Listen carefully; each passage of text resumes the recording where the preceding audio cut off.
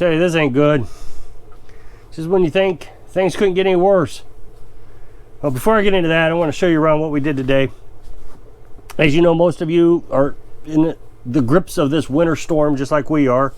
We're at 1 degree right now, and the temperature's been dropping all day. When I got up this morning, it was 32 degrees. That was at 5 o'clock.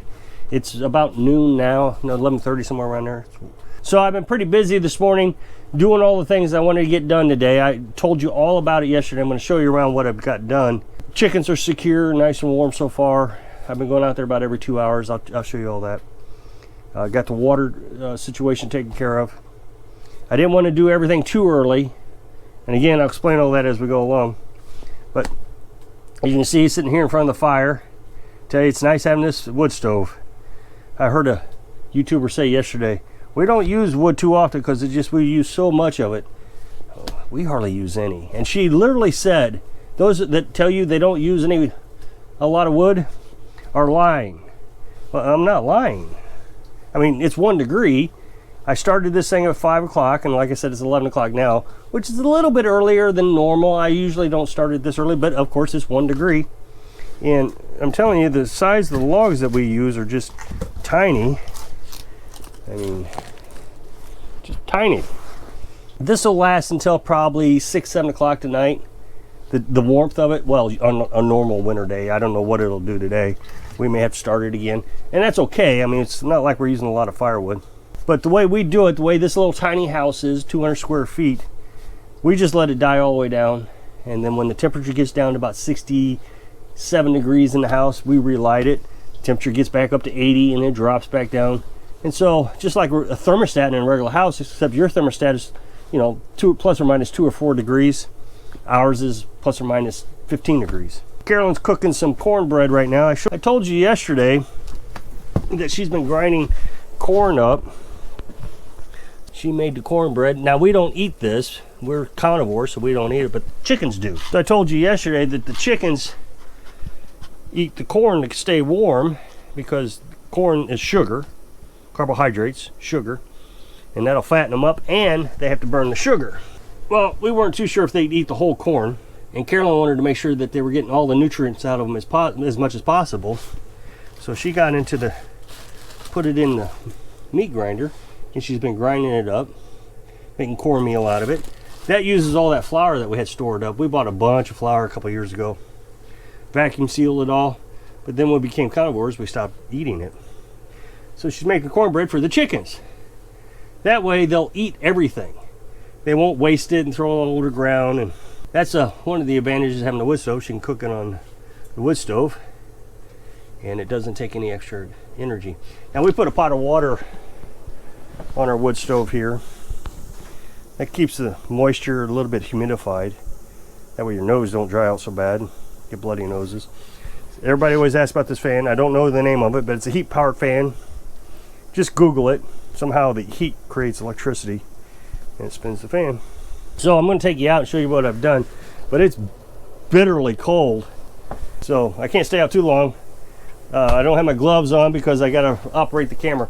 Now, the first thing we did, I've showed you this before, is we turned this fan on. This fan blows hot air. It'll get up to about 100 degrees right here at this area because the wood stove is right next to it.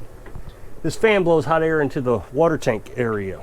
Now, we have another fan at the wall. Normally, we only run the fan on the wall, but with it being so cold, we want to make sure we get as much air through there as possible. So we got this fan blowing into the next fan, pushing all that air into the water tank. Also, before we go outside, we also shut down the refrigerator. Since that fan is running, we're using more electricity than normal. That's actually a pretty high energy consuming fan there.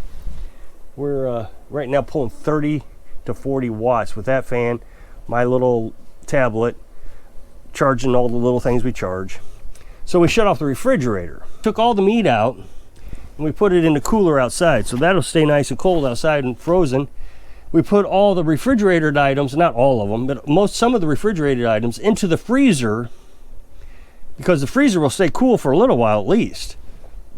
And then when that cools off, we'll take that out, we'll put it on the floor. I told you this yesterday, underneath the bed, and then we'll wrap a blanket over it. And then in that blanket, since the heat can't get into it, it'll get down to 40 degrees or so because that cold air is coming up through the floor. Now, our floor is insulated. I went ahead and spent the extra money to get the insulation for the floor, but they won't stop the cold air from coming up if it's not being heated. So that's one of the measures that we did to reduce our power consumption so we could run this extra fan. I know people are gonna say, oh, one extra fan, you can't run one extra fan. We're pretty budget tight on our electricity with that refrigerator. And that fan does pull quite a bit of energy. And of course, we're running 2 fans right now. It's still snowing outside.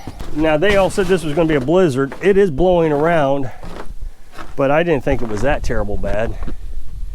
But it sure is pretty in here in the woods when it snows. Now, the other thing we did here, when I found out the storm was going to come, I think maybe Saturday, this is Thursday, I heard the storm was going to come, so I stopped filling the tank, the water tank, and it got down to about half full. It's a 275 gallon tank, and it's about half this morning when I opened it up. And I filled it with well water. The well water is about 58 to 60 degrees, somewhere around there. The temperature of the water when I opened up the tank was 35 degrees. I don't like letting it get that cold normally because I don't want it to freeze. So I was keeping a real close eye on the temperature in the tank before it froze. Then I fill it with well water. The well water heats that water up. Well, I fill it about every 5 days. And that always gives me, on normal winter days, it raises the temperature up enough and down, you know, that it never gets too cold. But with this temperature getting down to -4 or 6 degrees tonight, I wanted to make sure the temperature was really warm in there. So let it get down. I've been monitoring it, make sure it didn't get too cold and freeze. And then this morning I filled it up. It's raised the temperature up to 48 degrees. So it's about 13 degrees temperature difference. It will take a long time for that temperature to drop because there's so much water. So the only thing that the fan in there is doing is it's keeping the water pump and the plumbing from freezing. I got an RV water pump in there. So the hose and the pump and everything is inside ventilation. The ventilation is where the hot air is going through. So there's a hose there and the pump and everything is wrapped up in that ventilation when it comes into the house. This is a problem we always have with our outdoor cook is everything snows over. It's no big deal, it melts. But the little functions on it, like the little clicker thing, that doesn't work when it snows. So we're not spending any money doing any of this. I've told you before that we got 15 years worth of firewood for free on Facebook Marketplace. They're always giving away firewood, always, just non-stop. I just got another notification today, free firewood. I don't know who would go get it in the snow, but it's free. So all you got to do is go over and get it. Now, I know there are people who will say, it's not worth it for me to go out there and get it. Well, it is for me because I don't want to go work for an employer. You know, Carolyn grinding up that corn, saving $3 per bag. Some people are going to say, well, that's ridiculous, making Carolyn do all that work for $3 a bag. But this is our job. This is what we do. So we don't have to go work for an employer. Of course, I make YouTube videos for a little extra income. Now, I showed you this yesterday with the chickens. It is chilly out here. So we covered this. So the chickens are inside now. I didn't think that I was going to put them inside today. I was hoping that I'd only have to put them inside for 1 day. But I'm going to have to keep them inside their coop for 2 days.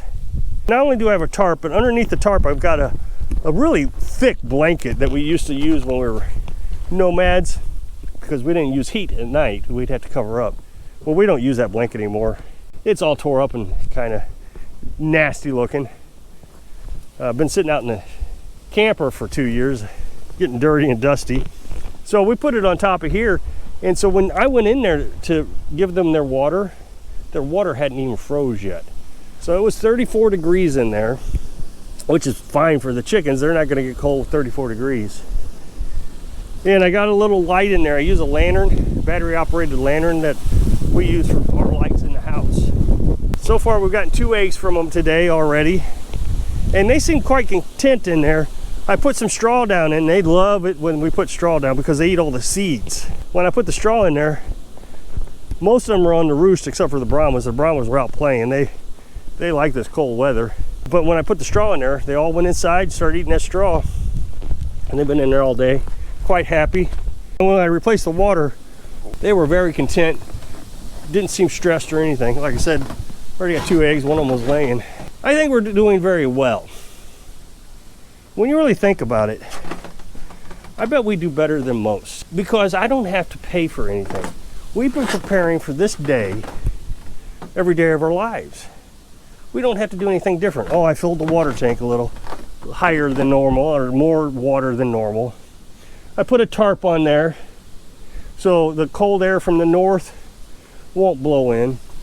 But I don't have to do a lot. I remember 15, 20 years ago, when winter would hit, we would have to pull out the couch bed, little highway bed. We'd pull that out in the winter. My ex-wife and I, wife at the time, would sleep on that all winter. So we shut off the bedroom to save money on heat because heating costs was so expensive. I just couldn't even imagine how much it costs now to heat a home. Try to tell folks to minimize your lives. Tiny house. I get chewed out all the time. I don't know why you would want to live in a little house like that. That's just got to be terrible. Well, I guess it's my personality. I mean, I was on a submarine, so this is perfect for me. I love little tight confining spaces. I don't know why anybody want a big house. If there's 2 people in a big 2,000 square foot house or 1,000 square foot house, what do you do with all that space? How do you utilize it? You just fill it full of garbage. I mean, you got a living room, so what do you got to have? Well, you got to have a couch, end tables, you got TV, a footstool, you know, all kinds of stuff. You got to fill it. Then you go into the dining room, you got to have a table and a hutch, and you know all the stuff I'm talking about.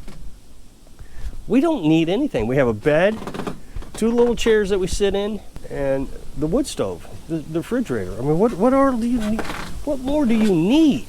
People say you got to have quality of life, but I don't see where my quality is deficient.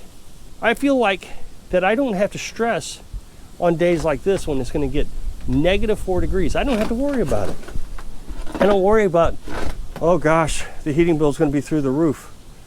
Oh, we'll use a couple extra sticks of wood, no big deal. I mean, the only downside to this is I will set the alarm for 2 o'clock in the morning and I might throw a couple more logs in.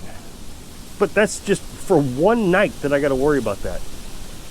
Carolyn goes to bed a little bit later than me. I may not even have to get up. She may end up having to light the fire at 11 when she goes to bed, and that might just do us fine. So if you'll click this up next box, it'll take you a video where I'm showing you around the chicken coop with the blankets and everything. So I hope I can inspire you to minimize your life so you can stay warm, stress-free, so you can live your dreams. Thanks for watching.